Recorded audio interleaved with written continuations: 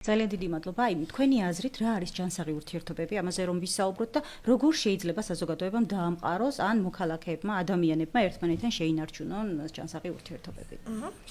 ჯანსაღი ურთიერთობები პირველ რიგში არის ერთმანეთის აზრის პატივისცემა. ნებისმიერ აზრს ჩვენს ყოველთვის ვამბობთ, რომ აქვს არსებობის უფლება. ხშირ შემთხვევაში დაპირისპირება ხდება აზრთა სხვადასხვაობის და პრიორიტეტების არასწორად განაწილების შემთხვევაში. ჩვენ თუ ვისაუბრებთ და ძალიან კარგად გავაზიარებთ ერთმანეთის მოსაზრებას, პატივს ვცემთ, ხო?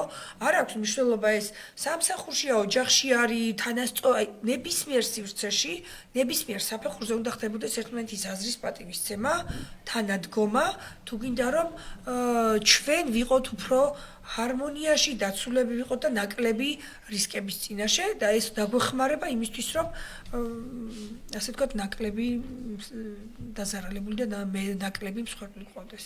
გასაგებია, რა არის ჯანსაღი ურთიერთობები? ამ საკითხზე ჩვენ მოსახლეობას მივაწოდეთ ინფორმაცია, რომ გამოეგზავნათ ჩვენთვის კითხვები, რომელსაც შემდეგ პასუხს გავცემდით, თუმცა არ იაქტიურეს. აი, თქვენი აზრით რა არის ამისი მიზეზი, რომ არ აქტიურობენ, არ საუბრობენ? რა შეიძლება იყოს მიზეზი? ნამდვილად არის ის, რომ თითქოს ცხენია, თითქოს აქვთ იმისი რიდი, რომ რა გვეშველება, ვაიმე ხა რო თქვა, ხმა რომ ამოვიღო, ჭრდილი მიადგება ჩემს პიროვნებას, ჩემს შვილებს.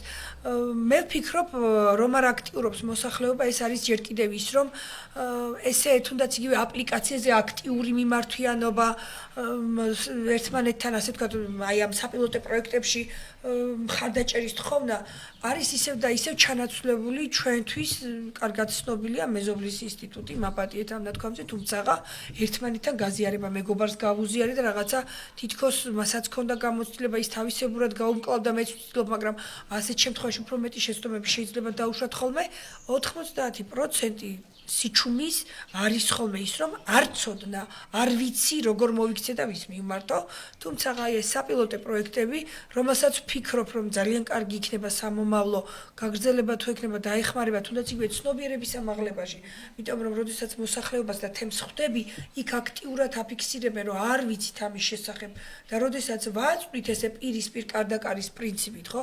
არაერთი ადვოკატირების კამპანია ყოფილა და ცნობიერება გაზრდილა, მიმღებლობა გაზრდილა. ასეთ შემთხვევაშიც მე ვფიქრობ, რომ გაიზრდება მომართვიანობაც და შედარებით მშვიდი სოციალური გარემო გვექნება.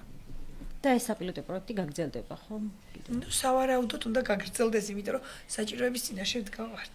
ძალიან დიდი მადლობა, რომ მადლობა მედია ცენტრ კახეთს იმისთვის, რომ და ეს საპილოტო პროგრამის ფარგლებში რამოდენიმე ათეულმა და დარწმუნებული ვარ, რომ რამოდენიმე ასეულმა ადამიანმა იცის, იმიტომ რომ როდესაც თემს ხვდებოდით ყოველგვარი ზედმეტი ტერმინოლოგიის შესახებ მოსახლეობისთვის გასაგებენაზე ვცდილობდით გადაგვეცა რა იყო პროექტის მისია, რა იყო ჩვენი მოლოდინები, რომ თუნდაც იგივე აპლიკაციას ცოდნოდაც გაზრდილი იყო ცნობიერება, რომ არსებობს თავშესაფარი, გაზრდილი იყო, რომ არსებობენ არასამთავრობო ორგანიზაციები, რომლებიც მუშაობენ ძალადობის მსხვერპლ ქალებთან, შესაძლებელია თერაპიული საათები ვერ მისცე, მაგრამ რამოდენიმე 5-6 ვიზიტი შეგიძლია თუნდაც დაგეგმარებაში რომ შეეხიდოს, აი ეს უკვე მოქმედებს ცნობიერების ამაღლებაზე, რაც მე ვფიქრობ, ჩემი მოსაზრება და იმ გუნდის, ვინც აი ამ საპილოტო პროექტზე მუშაობდა, რომ ხვალინდელ დღეს, თუნდაც იგივე იმ ადამიანებისა, რომლებიც იმყოფებიან ძალადობის ქვეშ,